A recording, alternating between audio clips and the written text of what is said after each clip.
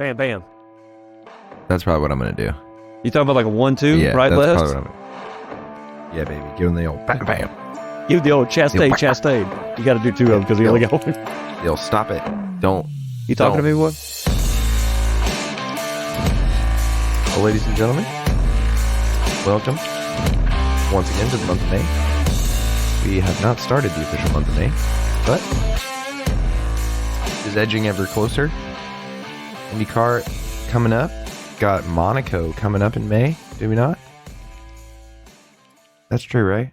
That's Coke 600, Monaco, Man, 500. It's coming down the pipeline.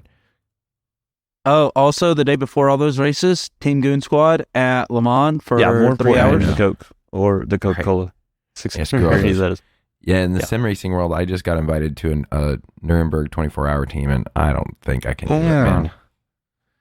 I've always wanted to try it, but I know, me too, but Yeah, that is this month too, Nuremberg. Oh, I forgot about Le that Mans? one. yeah. Le Mans, we're about a month away from the 24 hours of Le Mans. We've got NASCAR running in the race. It's the most wonderful time of the year, ladies and gentlemen. Lap 15, man. Lap 14 was great. We're really happy to have old Josh Green on the podcast. That was a lot of fun. Sorry to report that our friend Antonio is not going to be here for this episode. He's building a real race car again. But I guess if you can have an excuse to miss a racing podcast, it's because you're working on a race car. So still alive. Good for you. We're cheering for you, man. He did send in a recorded segment of NASCAR. So I'm going to play that for us, if you guys don't mind. Then we can discuss. Do we I haven't have heard to? it either. Okay, Yeah, we we have do. to. Go ahead. Because I haven't heard it either. I think it'll be good. All right, guys. Unfortunately, I had to miss the podcast this week, but I figured I'd fill in my NASCAR tidbits like I always do, just because I don't know how much these guys watch the race. I tend to be the NASCAR guy of the bunch. I love that stuff. You know me. So I'm going to ramble on about it for probably 5 minutes or so. Hopefully, I say 5 minutes, but usually it turns into more, as you've heard from podcasts in the past, I'm sure. So anyways, running into this race, man, if you missed it, you missed a good race. I think Kansas always provides some of the best racing out there, man. I really, truly believe that this track is the best multi-groove racing. Now, especially now that Auto Club's going to be gone, I think it's probably one of the only multi-groove tracks that's really, you can drive all 3 lines and be competitive.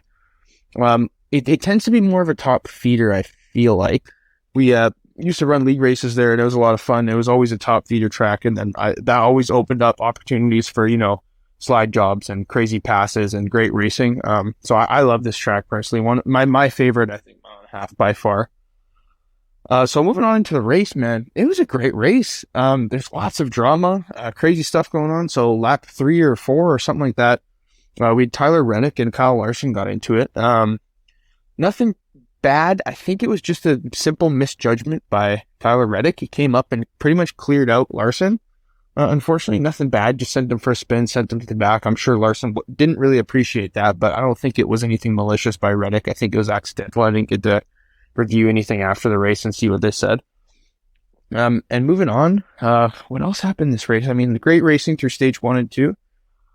We also had the incident there with Noah Gragson and Ross Chastain. I guess there was some history between those two, pumping from Talladega.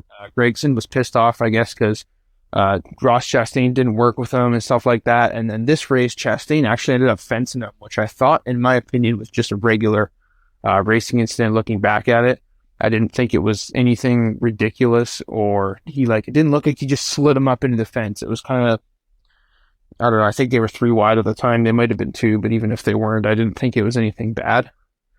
So anyways, after the race, these guys were like, Noah walks up to Reddick and he's holding him by the chest and he's like about to start wailing on him.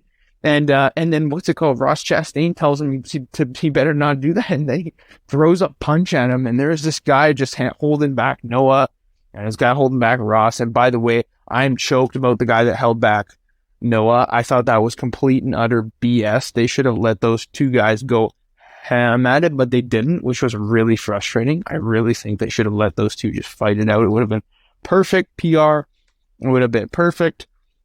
It would have been the drama we needed. It was awesome. But instead, nope, we got a guy grabbed another guy in a haymaker, and that was pretty much it. So they moved on with their day.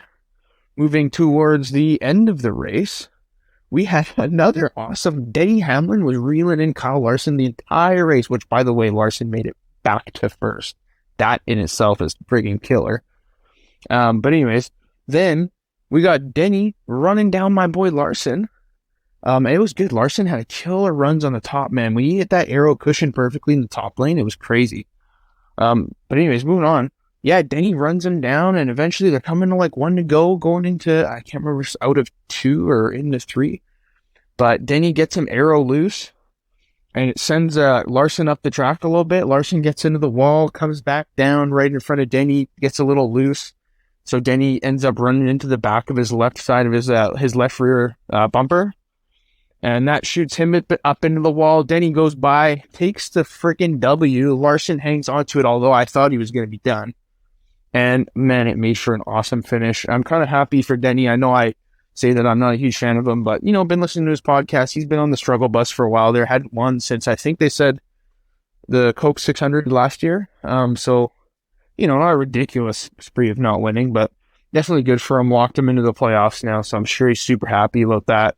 I guess we'll hear about it probably come Monday for his podcast. I'm recording this Sunday night, but anyways, I thought overall, man, the race was great. The only talking points that could potentially come from it that I'm sure I can open it up to discussion for these guys. They'll add whatever they want to add to it. I know I'm pretty much rambling on for 5 minutes, so unfortunately, they're just gonna have to roll with it, I guess. But the only major talking points from that, man, was what happened with Noah and Ross there. That was pretty crazy. The Denny and Kyle thing. And then I think just the biggest thing there, which was frustrating for me, was just what happened with Noah and Ross just not letting them fight. Like, come on, man. I wanted like some Jeff Gordon, Clint Boyer in this. Like, man, it would have been awesome. Like, oh, well, man, that's crazy. I thought it was a great race. I'm happy. I love NASCAR. Hear me out. It's the greatest thing ever. But yeah, I'll pass it back to these boys here. Thank you for letting me ramble on for, we got 5 minutes and 45 seconds so far. So I'll let it go back to these guys, and hopefully I'll see you guys next podcast. So enjoy the rest of the show. See you guys next week. Good luck to you, Antonio. Thanks for that. What do you guys think about that? Oh, yeah. No, I've got strong thoughts on this. I feel the same way as Antonio in that they should have let him go a little further. I think Clint Boyer put out on, or no, it was Jeffrey Earnhardt put out on Twitter that they should go by hockey rules in the pit lane after the race. That let them slug it out until one of them either gasses out or goes to the ground. I know Norman would agree with that for sure. That's funny. I know that's not possible, but I mean, they do it in hockey. Why not? No, honestly, I'm going to take a weird side on it, and I probably should let Norman go first because y'all are going to be like, oh, but man, the more I'm looking at it, I Ross Chastain almost reminds me of an old school racer. He it's one of those, the cars are built to push people around. I mean, am I wrong in saying that? And he does, and he places up high, and he apologizes too much, I think. I don't think he should apologize as much as he does. I think he should just say, hey, it's racing, man. This is NASCAR. I like the fact that at least he threw the punch. He ain't gonna let him push him around, so to speak, He told him about 2 or 3 times, better watch it, better not do that, better quit. But I do think it's BS that Gragson didn't get throw some back. I mean, if you're gonna get a punch thrown at you, you should be able to at least give one back. Anyways, that's just them trying to keep it safe. I think NASCAR ought to run with this. I know back in the day when they said let boys be boys or whatever the case may be, we're going to let them kind of get rough it up. It was a big deal to us. We really enjoyed it. So, anyways, I'm hoping that's the deal. It was a good race though. I really like Kansas for the fact that there's a lot of lanes being used. You can really fan out. And they get 4 wide pretty regular there, especially on the restarts. But it was a good race. Before we move any further onto this, I want to say on the topic of the fight, you got to be proud of them going in there with their helmets off, and they actually threw a punch. I know, like, we wanted to see more, but in the past 10 years, correct me if I'm wrong, if y'all know of any other time, normally it's a helmet on and it's a shoving match. In a wrestling match, let's get in headlocks and act like we're throwing punches. And y'all know me, old school. That's not fighting in pit lane. That's not boys being boys. Let's see, in the infield Daytona 500 on CBS, first televised 500 ever, Bobby Allison and, who was the other guy? Going at it. So, talking about the old Daytona, was it Allison Brothers and Kelly Yarborough? Was that it? Yeah. Yes. First televised NASCAR race ever, and a fight breaks out in the infield after the race. Yeah. It's good PR, right? And it wasn't like, let's just shove each other around. It was 3 guys going at it. Well, I guess technically it was 2-on-1, which Yarborough didn't have the advantage there, but still. I agree with you on that sentiment, saying that they didn't stay in the cars. They waited till both of them got out of the cars. They waited till both of them got their, helmets off. I did not like the fact that, I know there's some more footage coming out here and there. There was one following Gragson around, waiting for something to go down. Chase Elliott leaned in and said, somebody's got to do it or something. He was agging him on, and I'm like, nut up, Chase. Go. Yeah, go I agree. In there and, do something. Don't tell Gragson to go do something, man. I think we've got a bunch of, I don't know how to say it. They want to know why the members, the viewership has went down at NASCAR.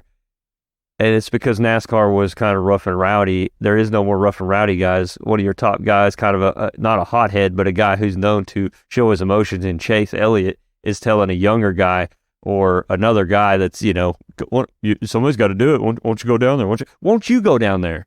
Why didn't you go down there? I mean, everybody's been into it with Ross or been a teammate with Ross. Appreciate what Noah did, but everybody's kind of agging him on and patting him on the back. It's like, why didn't anybody already do this? Yeah. Well, Chase's dad didn't, and from my memory, didn't back down from telling a driver how he felt.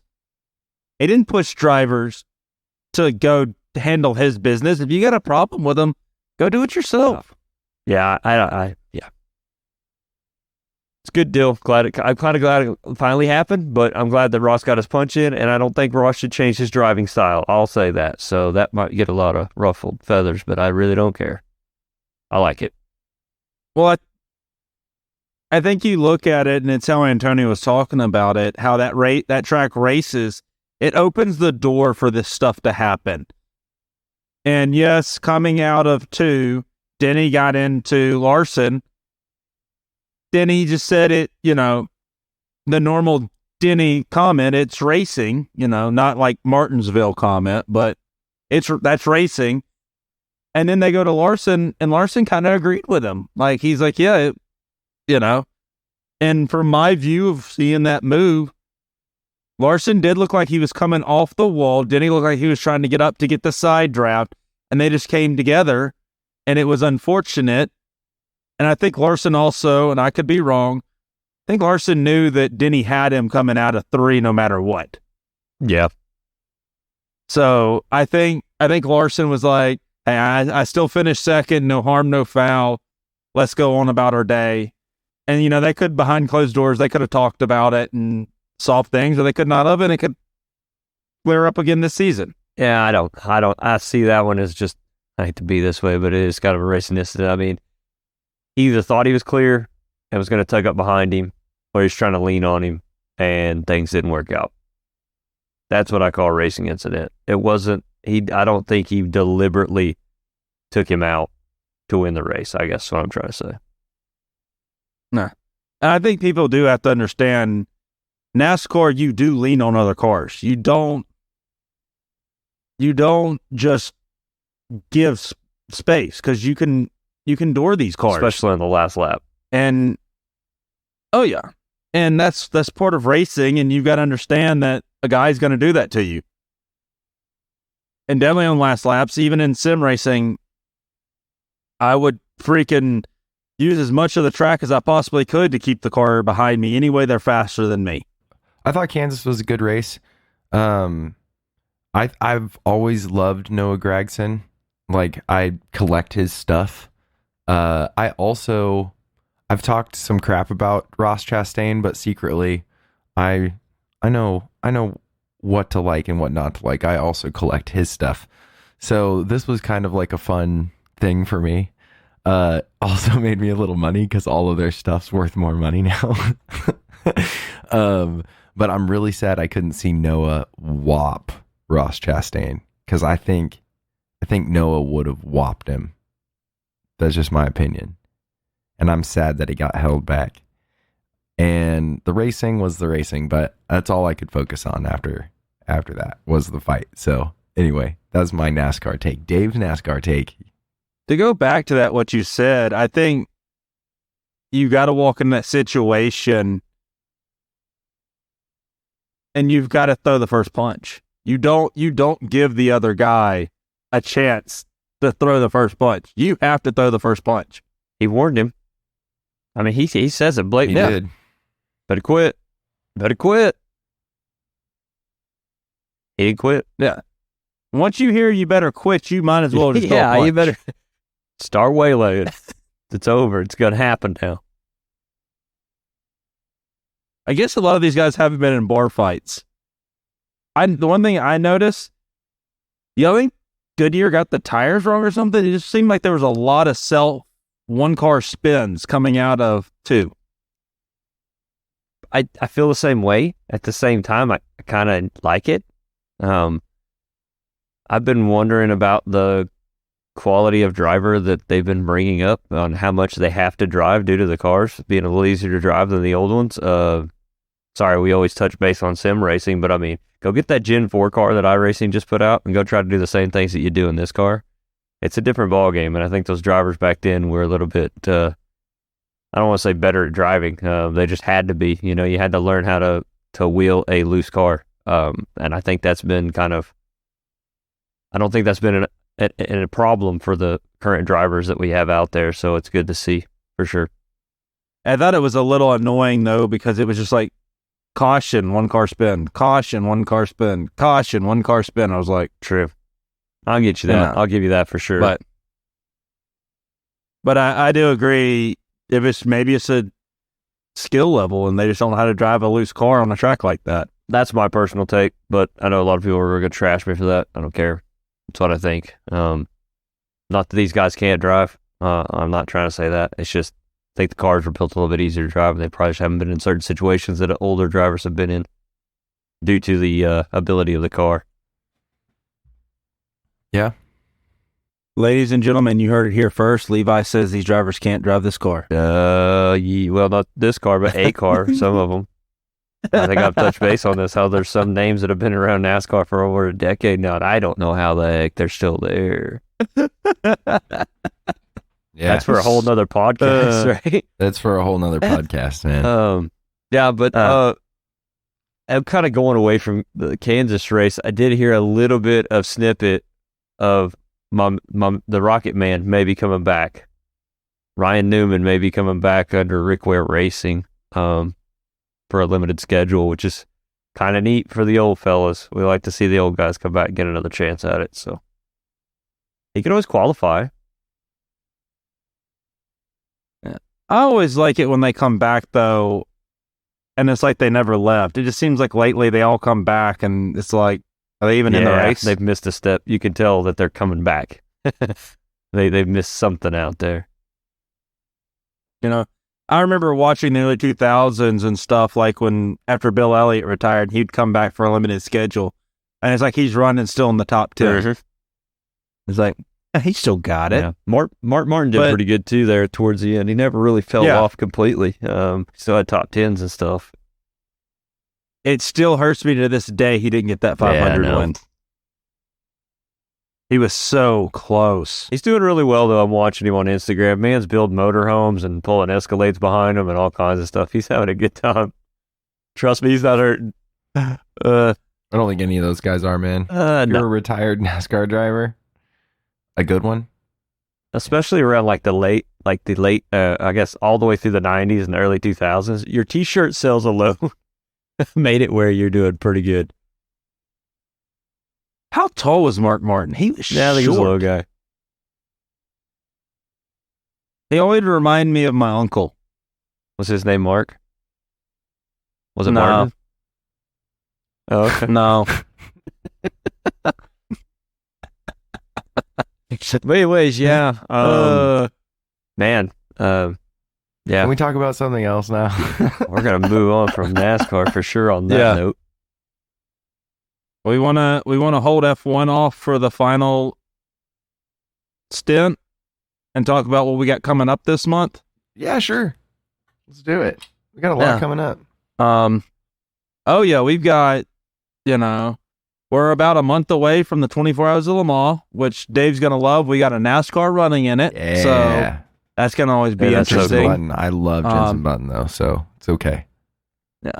It's gonna, well, the last time NASCAR ran there, they only made it to the 11th hour.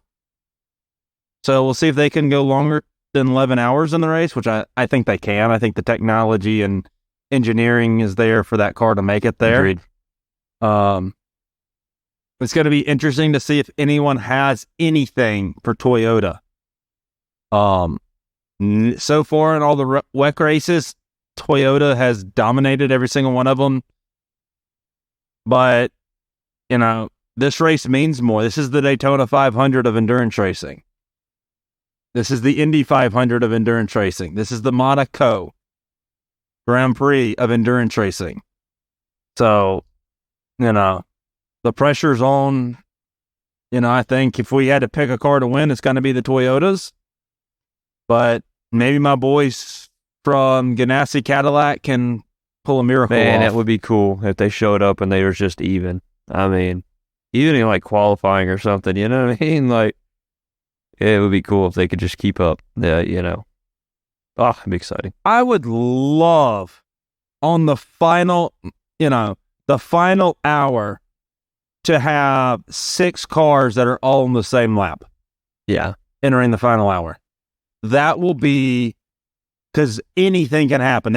You still got one more pit stop to do. A caution can bring the whole field back together. You got some GT cars And- that are not feeling really well. They've been hurt. They've been banged Yeah. up. They lose corners. They lose concentration. You've got a NASCAR out there that shouldn't even be out there. Hopefully, in the last hour. The NASCAR takes the overall victory. all the LMDHs blow up and NASCAR wins I'll it. tell you right now, if NASCAR, Yeah, man. I hope NASCAR just comes out and makes a showing. I hope that it's a good enough showing. Like I said before in an earlier podcast, if they can do all right with that Garage 56 thing, I think there'll be a couple of people that'll jump out and buy one or purchase one or, however the loan program goes through, whoever's building these cars, 'cause I think it was a Hendrick now that's backing this one. Is that correct? Yeah. I think Hendrick. there'll be a couple of more possibly, but it'd be really neat for someone to go to Hendrick and be like, hey, give me one of those cars, whatever it costs, blah, blah, blah, throw a team together, go over there and do some things. Maybe they'll start showing up in some You U.S. think- series too, is what, I'm kind of hoping that maybe they'll let them in some capacity. If it goes well, do you think you see Joe Gibbs say, hey, Toyota, hey, let's do it too? See that? Yeah, well, yes, something like that could happen because Toyota having such a strong hold on the endurance series already. It almost, like you say, if a couple of Chevys start showing up, do 2 or 3, even 4 different teams, I think Toyota almost has to, right? Like they cannot be shown up if they're winning the big one. But I don't know. It's such a different thing, and we'll see if it actually. I think it's a test. I would hope. I'm not gonna say I think because I don't think so, but I'm hoping there's some people out there watching it. You know what I mean? To see how it's gonna do, and go from there. Yeah. I would love to see Ford and Toyota and Chevy get together and say, hey, let's each put in a couple of cars, get our boys, tell NASCAR to take a day off, and let's send our boys out there and let's all go run this race, and we're racing each other. Yeah. I don't see it happening, but I think it would be fun to see all, and I'm not talking about let's get Jensen Button. I'm talking about let's get our Joey Loganos, our Truexes, and let's all go run these races in our stock car. The modded stock car, but a stock car. Problem with that is like Le Mans and all these big races that go on are really, really close to the season. They're during the season for NASCAR.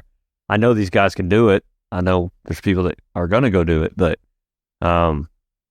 it's just it's a tough one to get them to buy in on a new car like that they, really had been, what I mean? Like I say, I think they have to put it on track, see where it goes first. Untested car, trying to go out and do that kind of stuff. I'm just glad that the team that they got together seems like a pretty good team. It's actually a bunch of fast guys. I mean, you're going to see what that car can do. It's not going to be, no offense, but Dave Levi and Norman running around Le Mans. These we got this. Come on, these guys know what they're doing for sure in a car. So hopefully, I've got 2 full 24-hour real races in my book. It might have been lemons, but hey, I've run at night. I can do this. There you go. See, I didn't know that. So Norman hopefully put his name in the hat for next year. Got my vote. Yeah, I'll vote for you. Yes. So, but enough about Le Mans. We'll really get into Le Mans over this next month. I'll definitely be doing a lot of research. I'll be doing thinking about doing a watch party in the Discord too for the race. So I might not be there the whole time, but hopefully we can keep the Discord active during the whole race. Be doing some iRacing during the race too. We'll do some fun races during that. But we're also in the month of May, which means it's Indy month of May. We've got the Indy Grand Prix and the Indy 500 this month, and pretty big month for IndyCar being in Indianapolis for a whole month. We got this weekend's Indy Grand Prix. I think after last year and after seeing how strong he is, I'm gonna go on this thin limb again and say I think our boy Romain has got to pull this one off. Right? How cool would that be? Yeah. He needs to. He was there last year in the Indy Grand Prix and qualified on pole and finished second like he did at Barber last week. He just, like we said last week in the podcast with Josh, dude, they don't want him to win a race because, but I think you got to put your money on him. I think if you're Vegas, you got to say he's the leader of trying to win now. And then next week we'll go into starting the Indy 500 practice, and then the weekend after that we have qualifying, which is always entertaining to watch throughout the weekend. And then for our U.S. listeners, Memorial Weekend, we got Sunday at like 12:15 Eastern time. The 500 starts. Yeah, exciting. I always love Indy Week. The weeks leading up to it, I usually try to tune in as much as possible, even if it's at work on my second, third screen, whatever, when available. But yeah, it's always exciting. They usually have a couple of guys that usually don't race to come over and try it out, but I don't know. It just seems like we got more and more other racers that are Indy racers in Indy now, so it's just like that's happening anyways. So very exciting. Pato Awards currently favored to win the Indy 500. Just for your information. I know, and I don't think that's a shocker to me, anyways. I don't know about you guys. But Elio is 28-1, man. Still got it. I might put $100 on that. He still got it. I would say 28-1. Are you kidding me? For the not the Indy Grand Prix, but for the Indy 500, after last year, because they're going to bring the same cars back, I'd have to say a Ganassi car.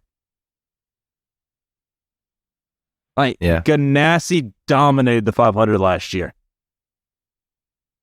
Yeah, I'm hoping we could spice it up, figure out something. Especially if they put somebody on Elio. I mean, oh man, I'm going to 28-1. $100 will win you almost $3,000. You kidding me? That's an investment anyone will take. Hey, I know, on Elio. Come on, podcast we're golden for 3 years now. Yeah, we've been gone for a long time. They're giving Kyle Kirkwood better odds than Elio. That's pretty rough, dude. I got to bet on Elio. Come on, you spend $100 on worse. I promise you. Let's just put it that way. If you put the money down, I'll be pulling for you. Okay. All right. Well, I'm finna. Not right now, but I'm going to. I'm gonna think about it more. But I like the bet. I would wait to make sure he qualifies. Yeah, that's not me. That's probably why the odds are so good. Yeah. Because, Indy qualifying is more confusing than Daytona 500 qualifying. So, you got the last 6 that qualifies, and that's what sets puts the last 3 drivers in. Yeah. I always get confused about how it always goes. So no, I'm extremely excited. Like I said, this week we start off with the Indy Grand Prix, the road course cars. We also have the Indy Next series running right before on Peacock. So please check out that race and our boy Josh Green. Cheer him on. Josh.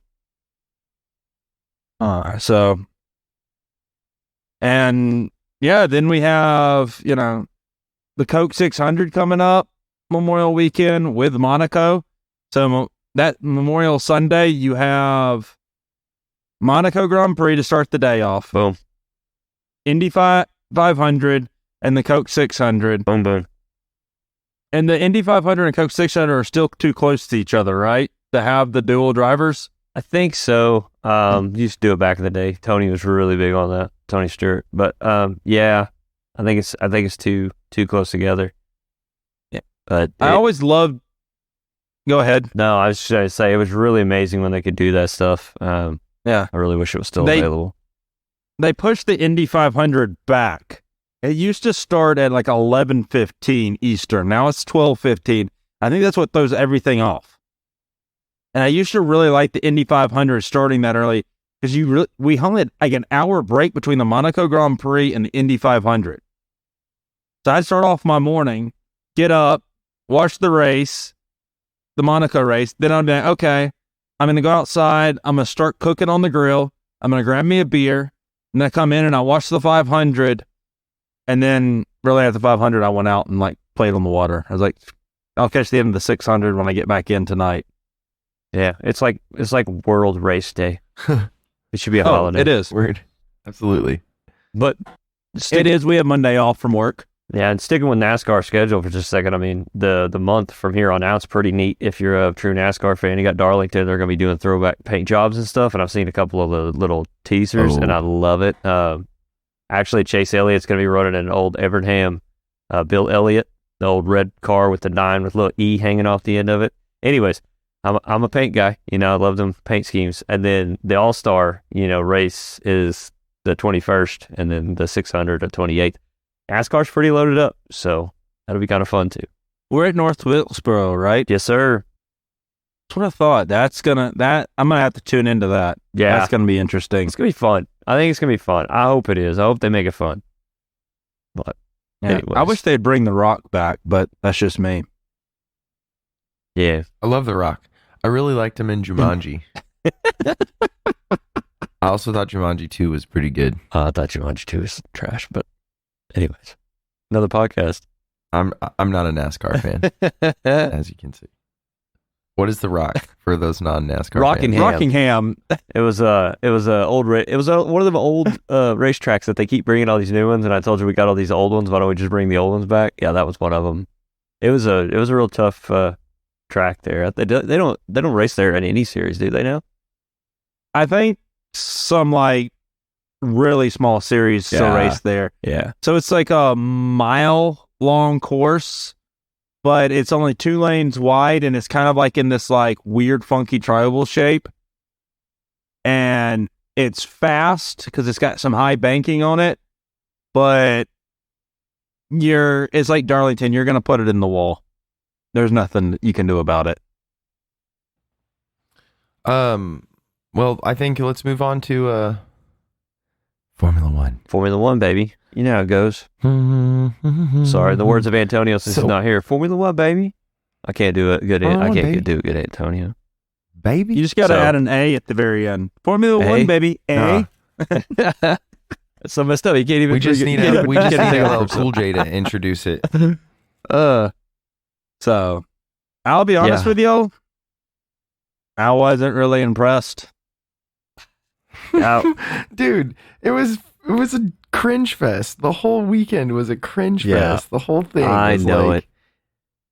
What is Vegas going to be like? I don't know. I mean, okay, so the track itself, I mean, we got through all the gimmicks last year with the no water, but there's boats down in the, we had water this year. Woohoo! But just a pre-race. I guess I missed it. I don't know. I tuned in right when the race started, or well, then you. I did miss it. I've heard that I missed it. I would rather almost, unless y'all want to touch on it. I don't think there's anything to touch on. Go ahead. I wanted to cover myself with a pillow. I missed the pre-race, but on our coverage, it was normally they have like a area cut out on your guide to tell you this is the pre-race.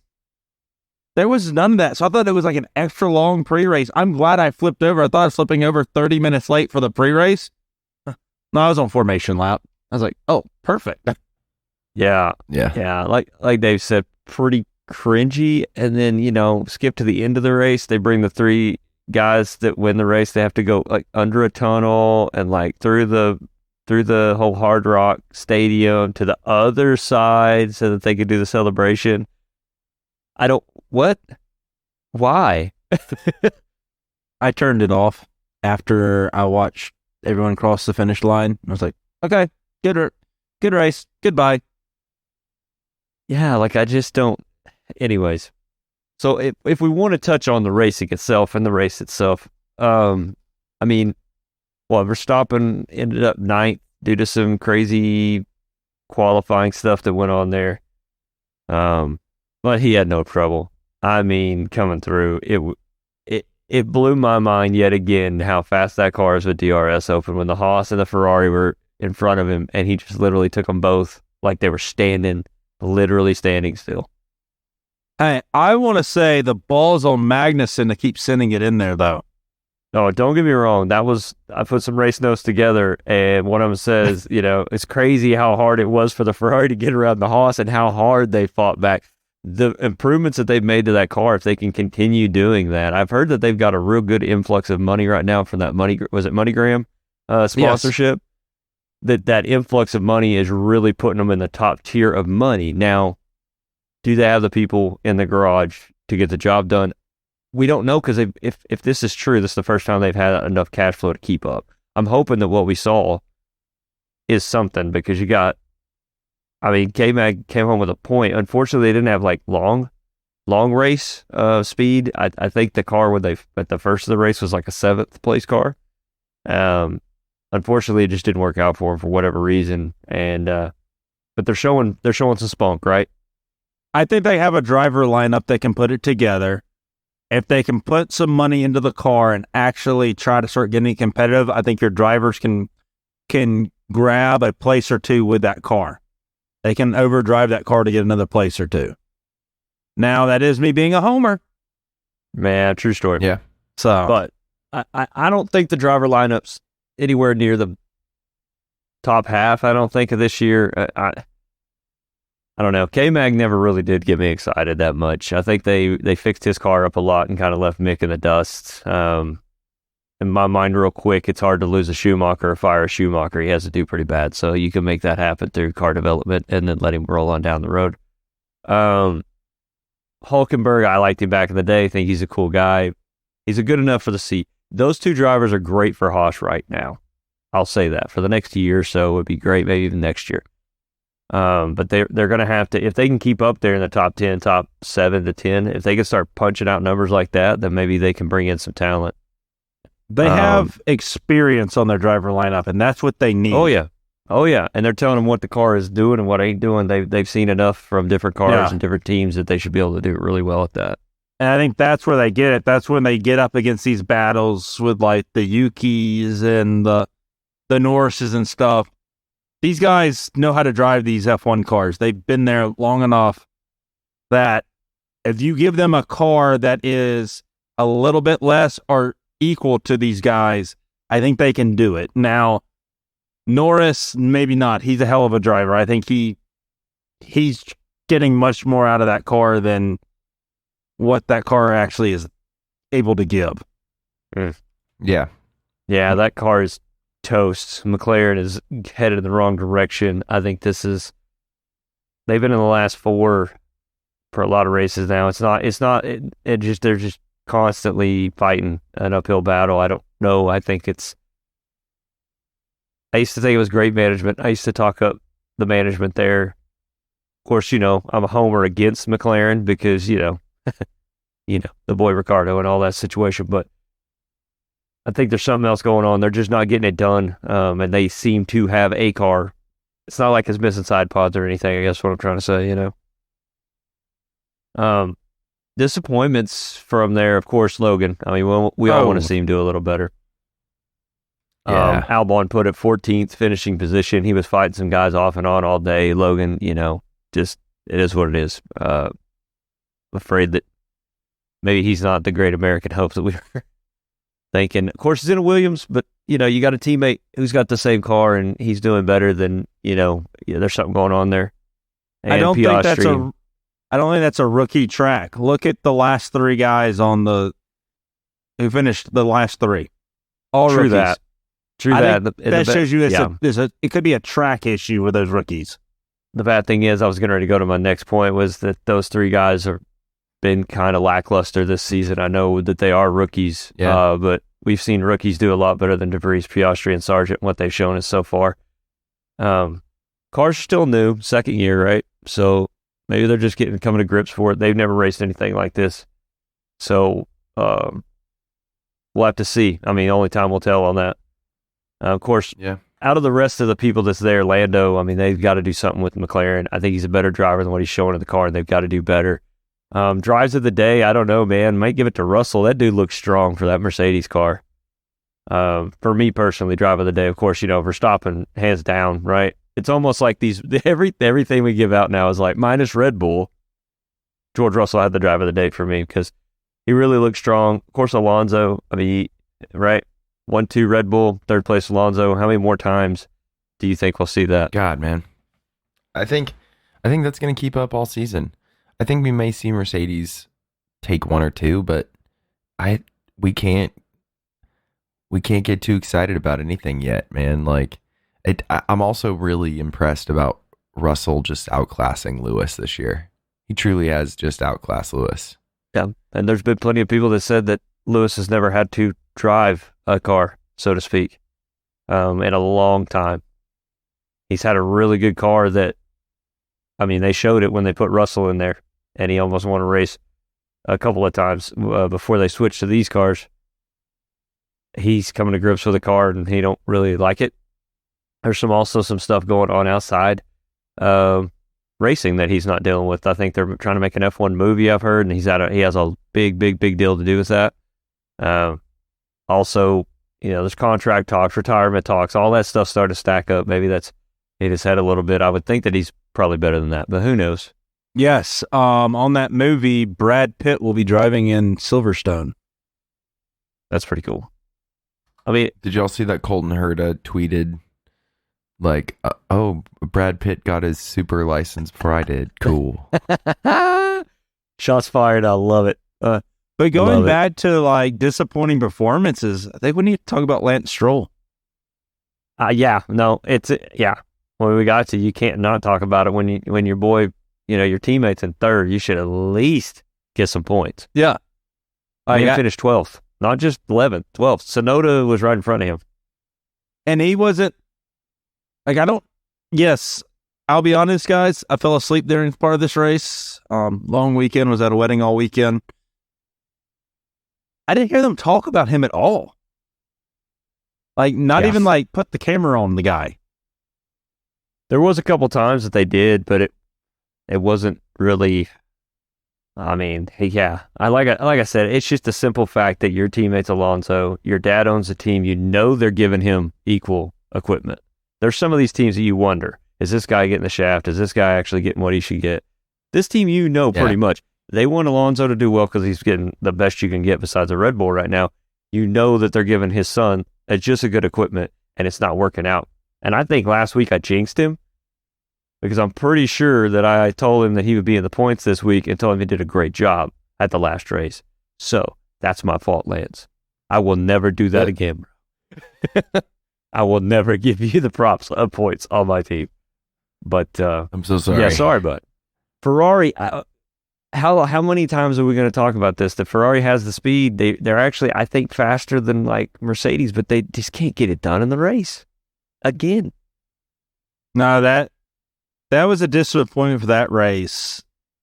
For them, I didn't see anything that impressed me with them this race. Like, it just looked like they just got everything wrong this week. Yeah.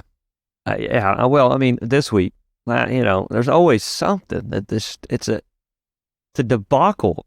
It was of how much money they have and how they can't get anything done. It didn't look like it was strategy or driving. The cars looked awful. Like they showed up with an F2 car and everyone else had an F1 car. Yeah. Well, and then they, that's the bad thing. They're right at that cusp. They were talking trash on them, and they got 5th and 7th. You know what I mean? Yeah. But I feel like they need to be right up there with Alonso. Mercedes, I feel like they've made a step somewhere, and they've surpassed them in race performance. And I don't like that. Yeah. I really think that they had a better car at the first of the season, and they're just getting blown away. We're further we go. We're 5 races into this season. What happened to Alfa Romeo? I don't know. It feels like no one cares. I don't know.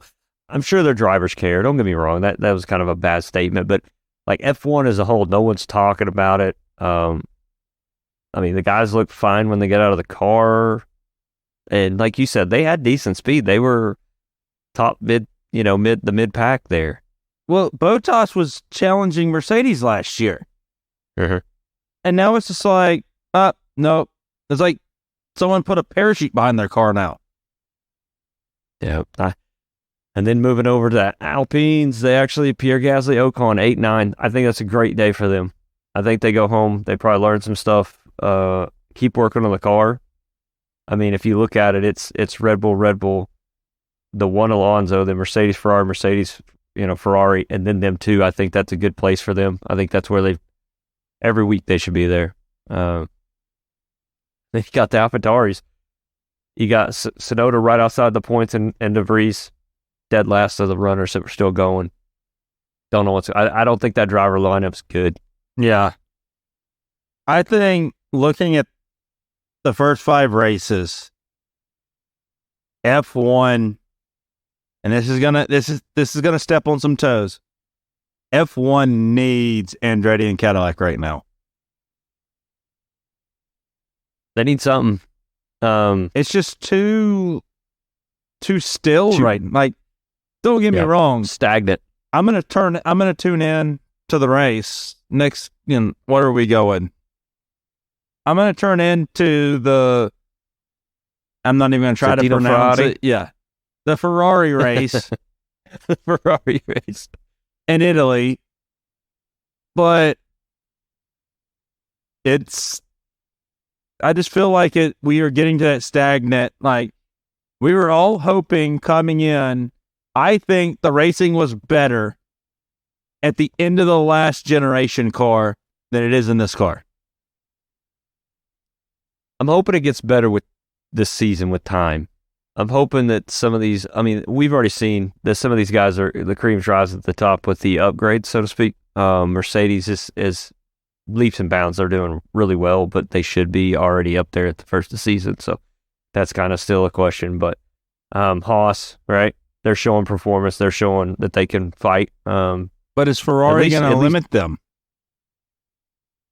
I hope not. I would hope that they like to see what they're seeing. I think that if I'm Ferrari, I want to fix my car where I'm racing for at least a podium. And then I want Haas to be right behind me, right? I don't know. I'm hoping. Yeah, well, correct me if I'm wrong, isn't it Ferrari, Alfa Romeo, then Haas? You would think. But maybe things have changed. Yeah. I mean, money talks. And like I said, I've heard a couple of different websites and articles saying that MoneyGram's pumping some money into this team. And right I now. do know that Haas themselves, Alfa Romeo might be the same. Haas builds their own chassis, so they have their own, all they get from Ferrari is the engine. But they probably get a turned down version of the Ferrari engine. Yeah, I think this car is a lot aero. I mean, like I said, yet again, I keep going back. But Mercedes with the no side pods and having so many issues and stuff, I think it's a very aero car right now, especially. So the engine tuned down a little bit. Of course, straightaway speed, as we see in the Red Bull, big difference.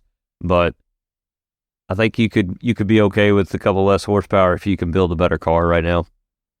Yeah, I do agree. I think this is aero based, and that's for our Mercedes last in the turbo era. That's what they did. They built a hell of an engine and then worked on aero. Yeah. And when you think of Red Bull, I don't think engines. I think of aerodynamics and chassis, and I think that's what shows on the DRS is that's why they're so much faster than everyone. Yeah, and touching on the Red Bulls, I mean, come on, we got to talk about them a little bit. They did dominate the race yet again. Yeah, that was crazy. I don't know. Not crazy. Yeah, there's a lot of people that would. I don't know if it would have switched. If Perez was in ninth, could he have made it up as quick as he could? Yeah. But would he have caught and made up time and this and that like Verstappen did? I don't know. It really stunk for Perez to be out there and have to come in for the tires and do because, he went with the mediums or whatever. So he couldn't go as long and he had to come in, which let Max, take the lead.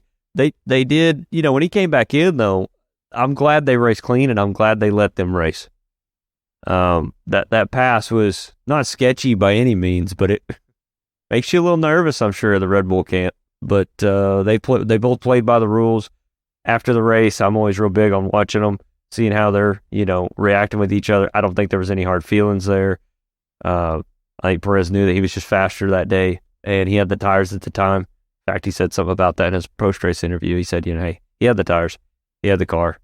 It is what it is. But yeah, yet again, exciting if you're a race fan. It was a decent weekend, but for F1, like you said, it's 5 races in, man. We've got to see something else by race 10, or this is going to be a really, really boring season. Going back to Max and Perez, and y'all tell me if y'all feel like I'm digging deep. I always feel You're digging deep.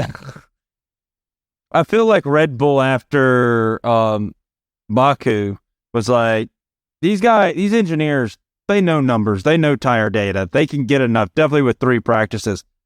I think they knew they put Max on the best strategy. Yeah. Yeah, I think so too. And it's kind of unfair. Like we talked about it a little bit last week. I think it's kind of unfair. Perez did what he had to do, and then you take the win from him because you won't put him on the ultimate strategy. Yeah, it's really hard because, correct me if I'm wrong, but it was Sergio Perez starting the race on yellows, Max on hards. Is that correct? Okay. Yeah, that is correct. And so he could go longer. I think the Perez on mediums, I think you have to do. He's in first place. It's really hard to not start a guy on some decent tires when you're first. I don't think you can just say, hey, we're good enough, I can start on hards. I think they could have and still done what they did, but it's a real big gamble up front. You want to make sure you get that clean air. Max started on hards was almost a roll the dice. Usually if a guy's going to place ninth, you would want him on a softer tire to try to move up the field, and then once he gets up the field, we'll see where we're at and go from there. I think that's usually the natural order of things. I think they really showed their hand when they put him on hards. It doesn't seem like that big of a decision, but it really, really was. I mean, you want to give him enough to dice around, but I think they said, like, you're bringing to the point. I think they were like, look, he's going to go the whole way. Let's get Perez out, clean air, make everybody pace him. Max will catch him. Things will swap around. We'll go from there. I really think they thought he was going to clear a whole pit stop while he was on the hards, and that way he could come in and come back out and be clean of Perez. But it still ended up that way. Talking about like the tires, is it just me or does it feel like the tires in the past 2 years have been kind of blah? It's like which tire, like there's one tire that you just don't run at all. Yeah, and it's crazy that the soft is just, the red's not being used. Like it's this F1. Usually somebody will roll the dice for some speed and use it, but it's almost useless unless you're doing a 1 or 2 lap quali. And then the hard, literally, if they didn't make you pit, you wouldn't have to. Yeah. I mean, it's the F3 tire in iRacing. It just goes. It goes. Yeah. Dude, that the hard tires is insanely durable. It's not the first time we've seen it this season. It's not only is it durable, it has speed. Yeah, right. Used to, that was the what you rolled the dice because you were going to be a couple thousands, couple hundreds, couple tenths, whatever the case may be, slower on the white, the hard, but you took that gamble because of the pit stop strategy. You're losing 20 something seconds in the pit lane. It's not like that anymore. You're right. It's almost as fast as the yellow. And people are running. What I've noticed is some people come out of the pits mid-race when the gas goes away and they'll run the fastest lap on a hard tire. That should never be the case. Do you think that Pirelli's bringing the wrong compounds? Do you think they should step all their compounds down one notch? Do you know how many times we've been asking that over the years, though, right? Yeah. Now they're too durable, right? You used to be gripe because they blister too much. Now we're griping because they're too durable. Well, I don't know. It might be a little old school of me. I want to go back to the ultra soft, the soft, So we know. I never liked that deal. We're still I running was never them. a fan of that. We're still running them. They just, it's just whatever 3 compounds they are. It's soft, medium, and hard.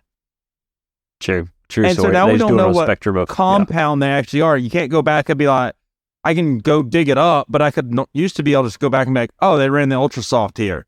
This year they're only running the super soft. So we bumped our compound back one notch. True story. At least you could see apples to apples, right? What they're doing. I get you. That's what I liked about it. But I get it's easier on the new fan and understanding what tire they're using because they're not digging into the compounds, which I don't dig into them. If it was easier to trace, I would trace it. Yeah, we've got a couple of week break for the next race there. And like you said, I'm not even going to try to butcher that name. If Dave wants to give it a shot, he sure can there. Isn't it the it's the Emilio. I can do it. He can do this. It's the Emilia Romagna Grand Prix, the Italian F1 race at Imola. Yeah. Imola. Mamma mia. I'll give myself a 7 out of 10. 7.5. Yeah, we go. So he's up short. We go back to back. We go to Italy and then we go on to Monaco. Which, hey, it's not like going from Baku to America. Yeah, true story. We just gotta run up the peninsula, the boot of Italy, and we can be in Monaco. Well, I'm gonna tell you one little tidbit that happened after the race. Apparently, Perez didn't show up for the pre-race quick enough or something. He's gonna get penalized for his tardiness to the pre-race ceremonies. Honestly, he's not going to get penalized. So you have to get 5 of these for it to even matter, and then you get a 10 grid place on the next race. So, in other words, he didn't get anything. Why is there a rule? So you can show up. I don't know. You can show up, but it sounds like he knew what was going to go on. He was like, "Nah, I'll just hang back here for a little bit." Wait, you're not going to show up on time? That means this is too much a spectacle than it is racing. Oh, they've all said that. Everybody was pretty banged up about it. They didn't like it too much. I don't know of anybody. The only one that said anything that wasn't negative that I seen was Alonso, and Alonso said, kind of, I don't verbatim, but I don't know exactly what he said, but he said something along the lines of, if you're going to do it for Miami, you're going to do it for USA, you've got to do it for every race. You can't be just special to this one race and do something completely different like that. So, hoping that's not the case. Nah, that just gets annoying because it's like, these guys are race car drivers. Fine him, don't give him a grid penalty. Yeah, well, he's got to do it 5 times, so I don't think it's ever been actually exercised. So that shouldn't be a problem. I did find out, I forgot where I heard this. Red Bull is allowed to go out to the fence. They can't climb the fence, and the ruling on how you know they're climbing the fence is if both feet come off the ground. So they can go to a fence, but they can't leave the ground with 2 feet. Yes, they can only leave the ground. 1 foot has to stay on the ground at all times. What if he's on somebody else's shoulders and that guy's feet are on the ground? Whoa. I mean, your technically, feet are that off guy's the feet. ground, but you didn't climb You're the actually fence, connected though. to. Yeah, you didn't climb the fence. You're just standing there on somebody else's shoulder. I don't know. We'll have to see how they figure this out. We'll see. It's going to be interesting. But yeah, it looks like, I mean, as far as I know, that's all we need to touch on. Lap 15 in the books a little bit. In the books. Yeah, don't forget, Mother's Day, Sunday, people. Say hi to your moms for me. Hug your wife if you're a dad. Yeah, for sure. On top of that, Bennett in it, win it. Will be up again next week. We'll get our boy Antonio back. Hopefully, we'll get a update on his race and what weekend he had. So that'll be pretty cool. That'll be pretty lit. Hopefully, he does well. Besides that, I think it will. Yeah, They're fixing their brake issue. He's an up-and-coming racer, Antonio. Fixing a brake issue. We did get some updates on that. We can ask him about that. I'll make sure. Hold on. Let me put that in my notes real quick. Yeah. And the Canada sucks. Put that in my notes too. Okay, good. Sorry, eh? Glad you took that note. Thank you. Sorry, eh? Send you some maple syrup. Love you, Antonio. Thank you for not being here. Anyways, yeah. See y'all next week, man. Can't wait. Yeah. Lap 15 in a book. Yeah, month of May, man. We're excited. Yeah, it's going to be good. Don't forget the DoorDash tonight. Norman, you ate yet? I had a cup of soup, and I have tons of leftovers in the fridge. It's not filling them, so I might eat a hot pocket or something. Maybe some ramen noodles. Hot pocket. I don't know.